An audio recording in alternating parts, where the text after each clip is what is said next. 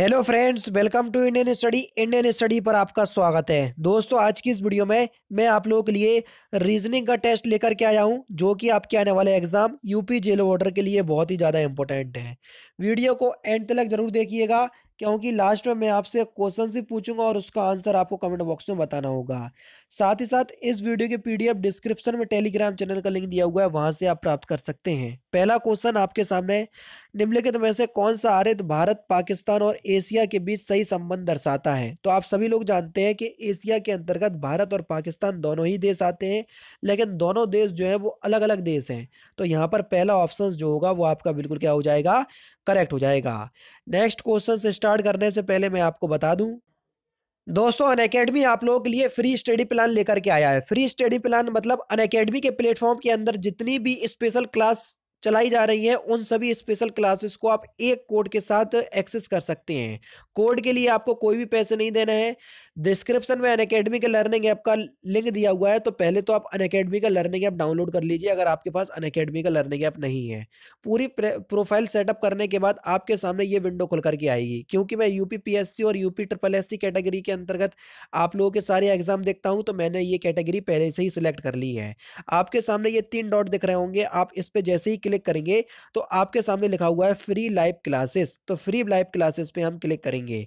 अब अनअकैडमी के प्लेटफॉर्म के ऊपर यूपी ट्रिपल एससी कैटेगरी के अंतर्गत जितनी भी फ्री लाइव क्लासेस चल रही होंगी, उन सभी लाइव क्लासेस को आप एक्सेस कर सकते हैं। साथ ही साथ इसमें डाउट सेशन भी होते हैं। कुछ ऐसे टॉपिक, चाहे आपका कोई भी टॉपिक कमजोर हो, रीजनिंग हो, मैथ हो, जीके हो, हिंदी हो, सारे टॉपिक से संबंधित यहाँ पर फ्री स्पेशल क्लास चलाई जा रही है। सपोज कीजिए आपको हिंदी के महत्वपूर्ण प्रश्न देखते हैं, तो आपने उनकी लाइव क्लास को, स्पेशल क्लास को सिलेक्ट किया। आपके सामने ये विंडो खुल करके आएगी। यहाँ पर लिख दिया गया है इंटर कोड। आपको कोड डालना है। कोड डालते ही आप सारी क्लासेस को एक्सेस कर पाएंगे।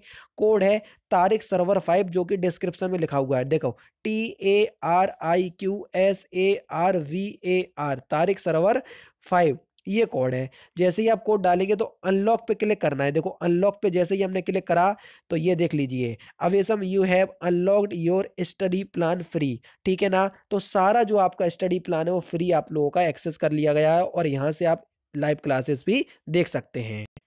क्वेश्चन नंबर 120 है, जिस प्रकार समय का संबंध सेकंड से, उसी प्रकार काम का संबंध किससे होगा। आप सभी लोग जानते हैं कि समय का मात्रक होता है सेकंड, उसी प्रकार कार का जो मात्रक होता है वो होगा आपका जूल। तो यहाँ पर दूसरा ऑप्शन आपका बिल्कुल क्या हो जाएगा, करेक्ट हो जाएगा। ये क्वेश्चंस आपके एक सेट में और हो चुके हैं, तो कोई दिक्कत वाली बात नहीं है। आ रहे तो हम रिवीजन कर लेंगे। आर्द्रता का मात्रक आर्द्रता को हम हाइग्रोमीटर से मापते हैं, तो रक्तदाब को आप किससे मापेंगे। आप सभी लोग जानते हैं कि आर्द्रता को हाइग्रोमीटर से मापा जाता है, तो रक्तदाब को हम स्फेग्नोमैनोमीटर से मापेंगे। तो दूसरा ऑप्शन यहाँ पर आपका बिल्कुल क्या होगा, करेक्ट हो जाएगा। अब देखो, अल्फाबेटिक रीजनिंग में आपका एच का कोड होता है 8, आई का कोड होता है 9 और के का कोड होता है 11। इसी प्रकार पी का कोड होता है आपका 16, आर का कोड होता है आपका 18 और एस का कोड होता है 19। तो यहाँ पर आपका चौथा ऑप्शन बिल्कुल करेक्ट हो जाएगा। नेक्स्ट क्वेश्चन आपको बताना है सी एफ ई। देखो, सी जो होता है तीसरे स्थान पर आता है, और 3 का 3 में ही मल्टीप्लाई हो गया तो 9 हो गया। एफ जो है छठवें स्थान पर आता है, 3 में मल्टीप्लाई हो गया तो 18 हो गया। ई पांचवें स्थान पर आता है, 3 का मल्टीप्लाई हो गया तो 15 हो गया। जे 10वें स्थान पर आता है, 3 का मल्टीप्लाई हो गया तो कितना हो जाएगा, 30। अब 30 पहले कौन से ऑप्शंस में दिया सर, एक ही ऑप्शंस में दिया, तो वहां पर तीसरा ऑप्शन बिल्कुल करेक्ट होगा। नेक्स्ट क्वेश्चन देख लीजिए, EBL, GTO, इसी प्रकार IRRKPU। इसी प्रकार आप लोगों को आगे बताना है और इस श्रृंखला को पूरा करते हुए बताना है। 124। अब देखो, ई के बाद आया आपका 2 बढ़ के जी, 2 बढ़ के कितना हो गया आई, फिर 2 बढ़ के के, फिर 2 बढ़ के एम। एम के बाद कितना आ जाएगा, के 2 बढ़ के, यानी कि 11 2 13, 13वें स्थान पर आता है एम। एम जो है वो पहले कौन से ऑप्शंस में दिया, पहले ही ऑप्शंस में दिया, सॉरी दूसरे ऑप्शंस में, तो दूसरा ऑप्शन करेक्ट। नेक्स्ट क्वेश्चन से आपका के REPJNO, इसी प्रकार श्रृंखला को पूरा करते हुए आपको बताना है। अब देखो, आर 18वें स्थान पर, पी आ गया 16वें स्थान पर, 2 घट गया, फिर एन आ गया, दो घट गया 14वें स्थान पर, फिर दो घटेगा 12वें। 12वें स्थान पर क्या आता है? 12वें स्थान पर सर एल आता है। एल कौन से ऑप्शन में दिया पहले? तो चौथे ऑप्शन में दिया, तो चौथा ऑप्शन बिल्कुल करेक्ट। नेक्स्ट क्वेश्चन, लड़कों की एक पंक्ति में रवि बाएं से 13वें नंबर पे है। रवि जो है वो लड़कों की एक पंक्ति में बाएं से 13वें नंबर पे है, तो भैया बाएं से 13वें नंबर पे ये रवि हो गया। श्याम जो दाएं से 23वें नंबर पे है, श्याम जो दाएं से 23वें नंबर पे है, रवि के दाएं से तीसरे नंबर पे है। श्याम जो है वो रवि के दाएं से तीसरे नंबर पे है। रवि का दाया 1 2 और तीसरे नंबर पे श्याम। तो पंक्ति में कुल कितने व्यक्ति हैं? अब आप खुद बताओ कि 13 तो ये हो गए, ठीक है, 13 ये हो गए और 23 जे, 13 और 23 जोड़ लो कितने हो जाएंगे? तो ये हो जाएगा सर 6 और 3 कितना हो गया? 36। अब देखना, रवि के दाएं से तीसरा था श्याम, तो तीसरा तो श्याम खुद था, जबकि बीच में दो व्यक्ति और हैं जो कि मैंने यहाँ बनाए। तो दो व्यक्ति और जोड़ दो तो टोटल कितने व्यक्ति हो जाएंगे? 38 व्यक्ति। तो यहाँ पर चौथा ऑप्शन करेक्ट, ठीक है। नेक्स्ट क्वेश्चन देखो, चार बच्चे राहुल, राम, मोहन और श्याम सीढ़ी पर है, ठीक है। राहुल सीढ़ी पर राम से ऊपर है। राहुल जो है वो राम से ऊपर है, राहुल राम से ऊपर है, तो भैया राम नीचे होगा, जाहिर सी बात है, ठीक है। अब देखो, अब वो कह रहा है राम राहुल और मोहन के बीच में है।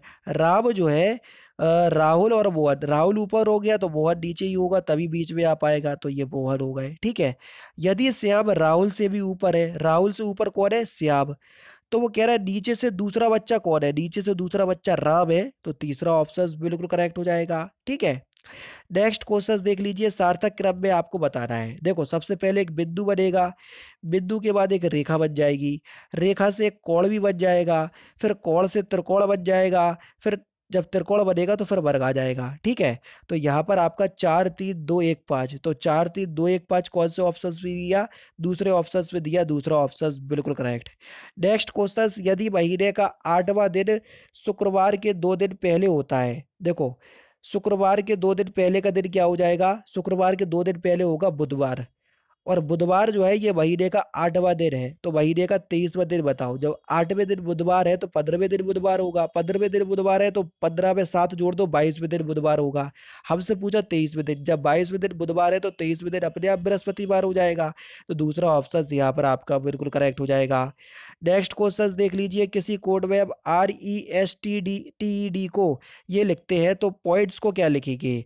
अब देखो, आर 18वें स्थान पर, एक बढ़ गया 19वें स्थान पर, RSE फिर घट गया, एक बढ़ रहा एक घट रहा, PQ। अब MNO, तो QN आएगा, QN कौन से ऑप्शन में दिया?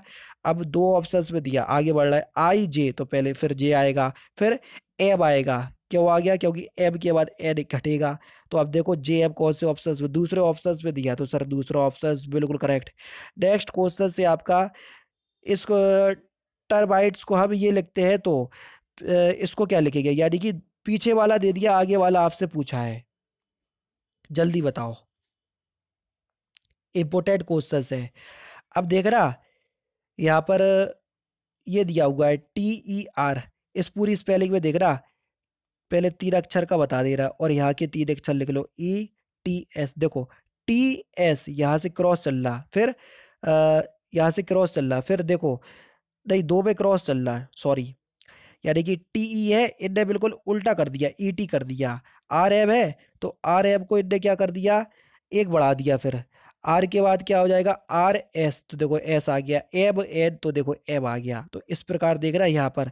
तो ये QP हो जाएगा। QP कौन से ऑप्शन में दिया? ये क्यों ऑप्शन में दिया? ज़्यादा दिमाग लगाओ ही नहीं, तो पहला ही ऑप्शन करेक्ट हो जाएगा। नेक्स्ट क्वेश्चन देख लीजिए, कॉर्पोरेट में से इस पे पहले देख लीजिए क्या कह रहा है ये। ऐसे कितने जोड़े हैं जितने उतने ही है जो कि अंग्रेजी बड़वाला में उनके बीच होते हैं, ठीक है। कॉर्पोरेट में से आपको देख रहा है कितने जोड़े हैं। अब देखो, CDEFGHIJ नहीं हो रहा, फिर OPQR नहीं हो रहा, पी से देखो, PQRST, तो देखो P और T एक बन गया, फिर देखो P और O एक बन गया, यानी कि दो बन गए।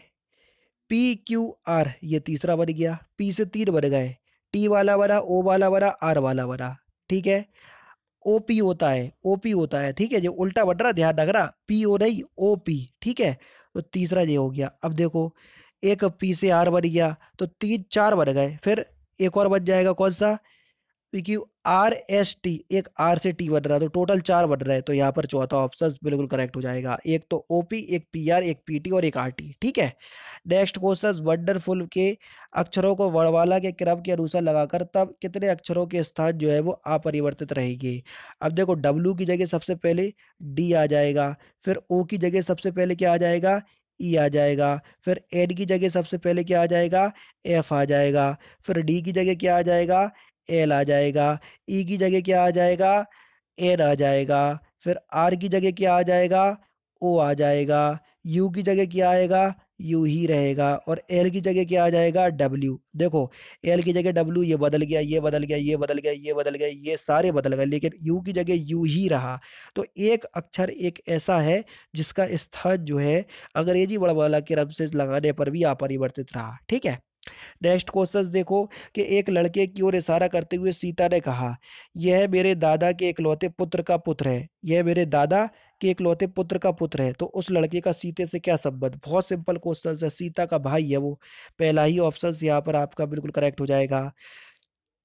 नेक्स्ट क्वेश्चन देख लो, ए और बी जो है वो भाई है, ए और बी जो है वो भाई है, ई पुत्री है एफ की, एफ पत्नी है बी की, एफ जो है वो पत्नी है, ये एफ की, एफ पत्नी है बी की। ठीक है। ई जो है वो पुत्री है किसकी, एफ की। अब वो कह रहा है ई का ए से क्या संबंध, ई का ए से क्या संबंध, अब आप खुद ही लोग बता सकते हैं। ए से ए की क्या है, ये भतीजी होगी, और होगी भतीजी क्या होगी, भाई। लीजिए दोस्तों, नेक्स्ट क्वेश्चन है, निम्न में आरेख में से उन व्यापारियों के बारे में जानकारी दिखाता है जो व्यापार करते हैं। ठीक है। आपको बताना है इसमें कितने व्यापारी संयुक्त रूप से सरसों और दाल का व्यापार करते हैं। सरसों और दाल, गेहूं से मतलब नहीं है, वो भी संयुक्त रूप से। अब देखो, 4 जो है वो संयुक्त रूप से सरसों और दाल का व्यापार करते हैं, तो यहाँ पर पहला ऑप्शन करेक्ट होगा। नेक्स्ट क्वेश्चन देखो, उन बैरानिक इसमें क्या, ये छोड़ो 37 का, ये देखो, गेहूं और दाल के व्यापारियों की संख्या का, गेहूं और दाल के व्यापारी, गेहूं और दाल के व्यापारियों की संख्या का सरसों और दाल के व्यापारियों के साथ अनुपात। गेहूं और दाल के सरसों का व्यापारियों का संख्या है 18, और सरसों और दाल वालों की संख्या है 4। दोनों का अनुपात निकाल लो तो 9:2 आ रहा। कौन से ऑप्शंस में दिया, पहले ऑप्शंस में दिया, पहला ऑप्शन करेक्ट। नेक्स्ट क्वेश्चन और लास्ट क्वेश्चन, और इस क्वेश्चन का आंसर आप मुझे कमेंट बॉक्स में बताना कि गेहूं और दाल के व्यापारियों की संख्या केवल सरसों के व्यापारियों की संख्या के साथ कितना अनुपात है। तो इस क्वेश्चन का आंसर आप मुझे कमेंट बॉक्स में बताएंगे।